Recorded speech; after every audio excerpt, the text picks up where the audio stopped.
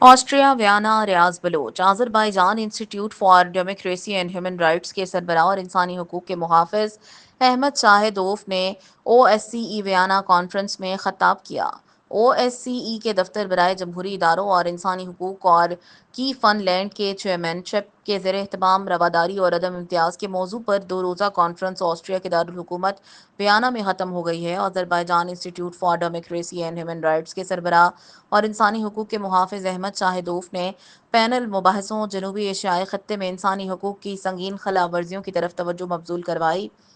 بھارت جموں کشمیر میں بین الاقوامی قانون کی خلاف ورزی کر رہا ہے۔ احمد شاہدوف نے او ایس سی ای ویانا کانفرنس میں خطاب کیا۔ انسانی حقوق کے محافظ نے جنوبی ایشیا کے جموں کشمیر خطے میں انسانی حقوق کی منظم خلاف ورزیوں کی طرف توجہ مبذول کراتے ہوئے بھارت پر کڑی تنقید کی۔ انہوں نے نشاندہی کی کہ ہندوستانی حکومت نے برسوں سے مقامی مسلم آبادی کے خلاف فوجی دباؤ اور نسلی اور مذہبی امتیاز کی پالیسی کو نافذ کیا ہے۔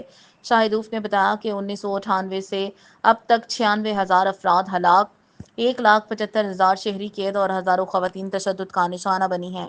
انہوں نے اس بات پر زور دیا کہ بھارت کی جانب سے 2019 میں جموں و کشمیر کی خصوصی حیثیت اور تنسیق اور خطے کے آبادی ڈھانچے کو تبدیل کرنے کی اس کوشش اور اقوام متحدہ کی سلامتی کونسل کی قراردادوں سمیت بین الاقوامی قانون کی سنگین خلاف ورزیوں کی نمائندگی کرتی ہیں۔ اس تقریب میں جس میں 57 ممالک کے سفیروں، سفارتکاروں اور سرکاری نمائندوں نے شرکت کی۔